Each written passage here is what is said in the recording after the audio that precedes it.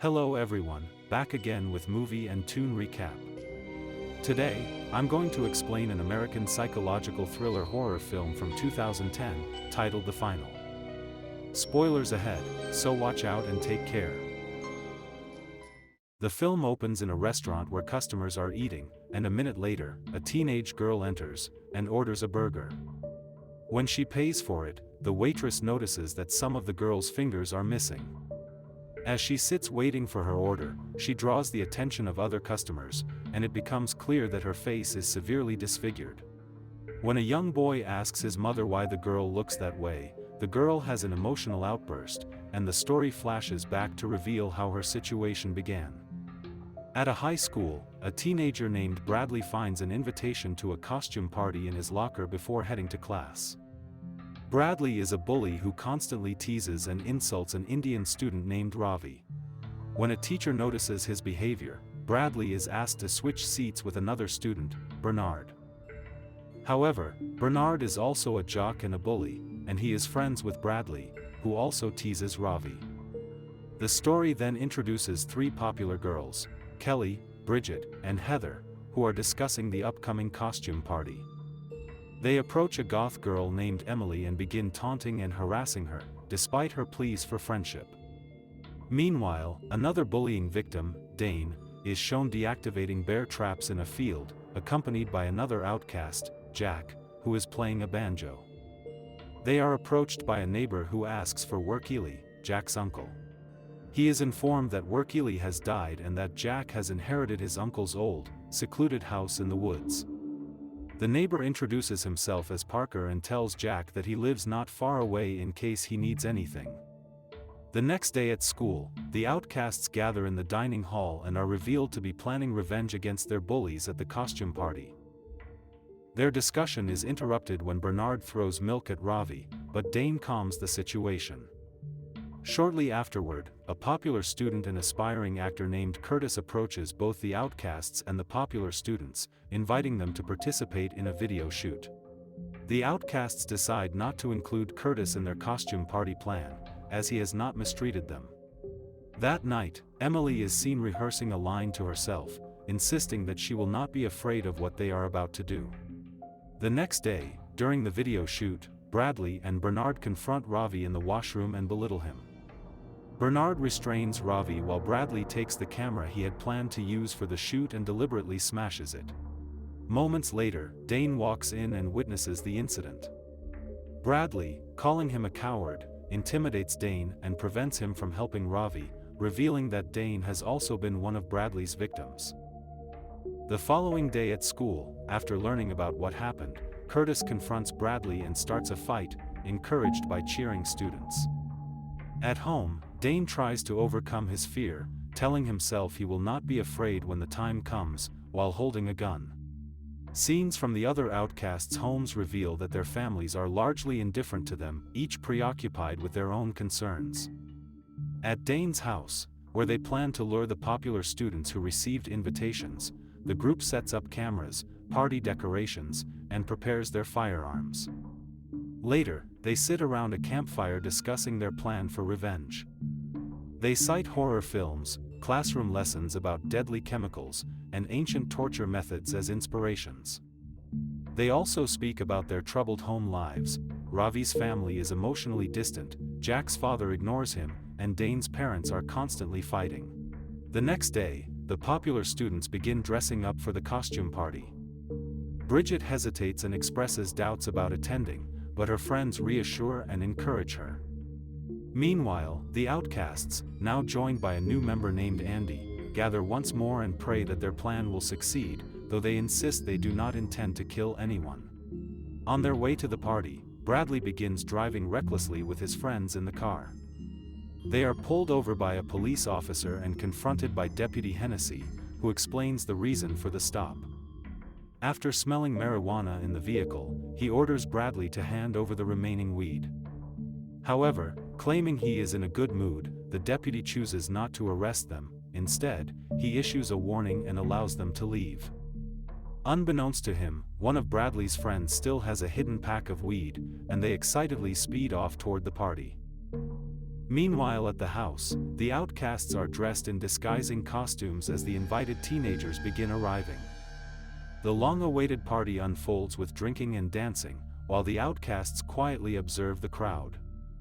They notice that Curtis is among the guests, and when Ravi offers to speak with him, explaining that they are close, Dane stops him, saying that fate brought Curtis here and instructs the others to continue with the plan. At Dane's signal, Andy hands Emily a liquid substance, which she secretly mixes into the punch bowl. After some time, the partygoers begin drinking the punch, and within minutes, they grow dizzy and gradually lose consciousness, collapsing to the floor. The outcasts then remove their original masks and replace them with different ones. They arm themselves with guns and collect the guests' car keys, and once everything is in place, Dane turns on loud music, causing the unconscious teenagers to wake up. They find themselves chained together and quickly panic when they see the masked figures standing before them, holding firearms. Dane, the leader of the outcasts, introduces himself and his group to the teenagers, and he makes it clear that they do not intend to kill them. Instead, he declares that they plan to make them suffer a fate worse than death as revenge for the years of bullying they endured. When a mouthy teenager named Miles continues to joke about Dane, Dane instructs Jack to use Miles as an example for the others. Jack grabs a cattle gun and shoots Miles, severely injuring his face and knee. Miles is then dragged to a back room. One of the teenagers, Riggs, asks why they are being punished, and Dane explains that this is revenge for what they did to the outcasts. He then asks if anyone wants to leave and be a hero, and another teenager named Tommy raises his hand and volunteers to go, asking to take his girlfriend, Nada, with him. Dane refuses, telling Tommy he is not in a position to negotiate, and Tommy is set free. Dane gives him directions on how to reach the town but warns that the journey will not be easy. Before leaving, Tommy promises the others that he will return with help. Dane mocks Tommy and Nada's relationship, revealing to Nada that Tommy has been cheating on her with Heather. As Tommy runs through the woods, he is chased by three boys known as the Triplets, who are assisting the outcasts.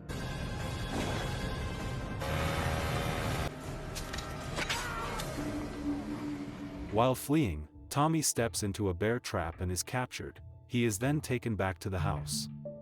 Meanwhile, Dane begins testing the remaining teenagers, telling them to reflect on what they have done to drive the outcasts to such extreme measures.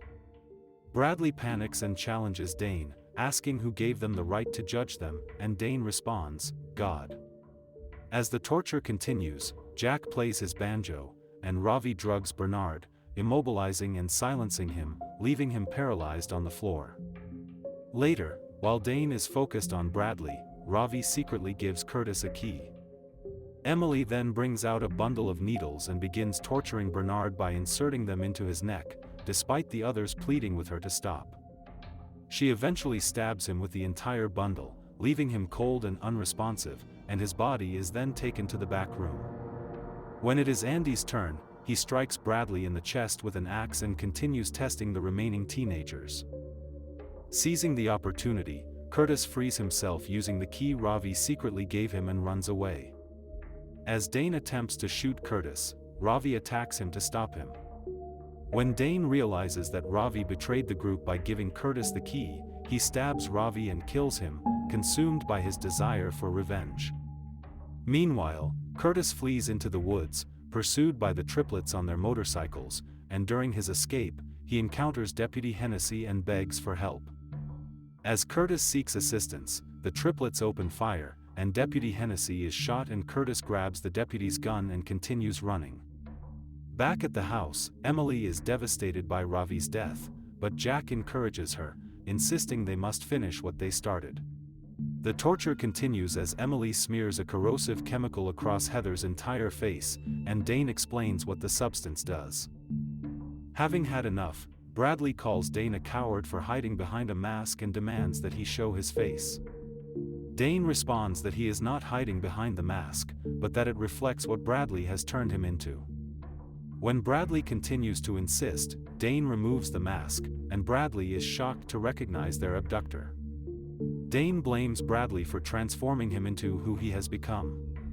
Meanwhile, Curtis arrives at a nearby house owned by Parker, the elderly man seen at the beginning of the movie, who is a former soldier. However, Parker does not trust Curtis or believe his story, especially since he is carrying a gun, and he knocks Curtis unconscious. Back at the house, Bradley pleads with Emily not to hurt him, and Bridget quickly recognizes Emily behind the mask. One by one, the outcasts remove their masks, and the captured teenagers realize that their abductors are the same students they had bullied in school. Bridget apologizes to Emily for how they treated her and begs her not to hurt her. Emily responds that she will spare her, but only if Bridget cuts off all of Bradley's fingers. If she refuses, Bradley will be forced to cut off Bridget's fingers instead. Emily hands Bridget a spare blade and tells her to begin, but Bridget says she cannot do it. Emily then turns to Bradley and pressures him to cut off all of Bridget's fingers. Bridget is tied to a chair and threatened with a cattle gun. Bradley reluctantly cuts off 2 fingers from Bridget's right hand under pressure and fear. Emily then asks Bridget if she is now willing to inflict pain on Bradley to save herself, and Bridget agrees. Meanwhile, at Parker's house, Curtis is tied up, and Parker attempts to question him, and Curtis tries to convince him that something terrible is happening at the house. Parker speaks about his time in the military, how he fought for his country, and how much he sacrificed, only to feel abandoned afterward. Curtis responds by telling Parker that his father and grandfather also served in the military, reminding him that he is not the only one who has sacrificed for the country. Hearing this, Parker begins to believe Curtis's story and decides to investigate. He heads toward the residence to see for himself, and on the way, he trips over a cord connected to a trap that severely injures his legs. He screams in pain, drawing the attention of the triplets, and one of the triplets soon finds Parker. Despite his injuries, Parker manages to kill him using a concealed gun he had been hiding. Back at Parker's house, Curtis manages to free himself from the chair by throwing himself to the ground. He calls the police and explains the situation before taking a gun and heading toward Dane's house. At the house, Bradley is restrained in a chair, and Bridget is again handed the blade and ordered to cut off Bradley's fingers. When she refuses once more, Emily punishes her by rubbing the corrosive compound on her face, which begins to burn shortly afterward. An increasingly unstable Dane taunts Bradley, and Bradley attempts to apologize and begs Dane not to cut off his fingers. Dane tells him he will not, reminding him that he promised not to kill anyone. However, unmoved by the apology, Dane instead turns to Bernard and severs his spinal cord with a switchblade, paralyzing him from the waist down and killing him. Meanwhile, in the woods, another of the triplets discovers the body of his fallen brother and begins searching for the intruder. He eventually finds the injured Parker, but despite his condition, Parker gains the upper hand and kills him. Later, Curtis finds the wounded Parker, and Parker apologizes for not believing him earlier. It is revealed that Curtis lied about his father and grandfather serving in the military, and Parker admits that he also lied about certain things he claimed to have done during his service. Gravely injured, Parker tells Curtis that he must go back and save the others, warning him that he will regret it for the rest of his life if he does not. Back at Dane's house, Dane informs the captives that their night of horror will soon be over and that this experience will stay with them forever. When Riggs calls Dane a sicko, Dane becomes enraged, and as a punishment, he restrains Riggs in a chair and prepares to cut out his tongue. At that moment, Curtis bursts into the house and threatens them with the gun, ordering them not to cut out Riggs's tongue. Dane and Curtis argue briefly, and when Andy proceeds to cut out Riggs's tongue, Curtis shoots and kills him, and in response, Dane shoots Curtis in the arm. Having had enough, Emily turns her gun on Dane and shoots him before he can finish Curtis. Afterward, Emily speaks her final words to Kelly, who had earlier apologized to her for the harm she caused. Emily then instructs Jack to shoot her, and he does. As the police storm the house, Jack turns the gun on himself. Before pulling the trigger, he tells the officers, "There are more of us out there," and commits suicide. The following day, a news reporter recounts how the popular students were abducted and tortured, claiming it happened without cause. Kelly, who survived physically unharmed but is overwhelmed with guilt, goes into the school bathroom and swallows a large number of pills, intending to take her own life. At school, Curtis exchanges a meaningful glance with the surviving triplet. In the final scene, it is revealed that Bridget is the disfigured girl shown at the beginning of the movie. Okay guys, that's all the recap about the final from 2010. Thanks for watching, see you again in the next video.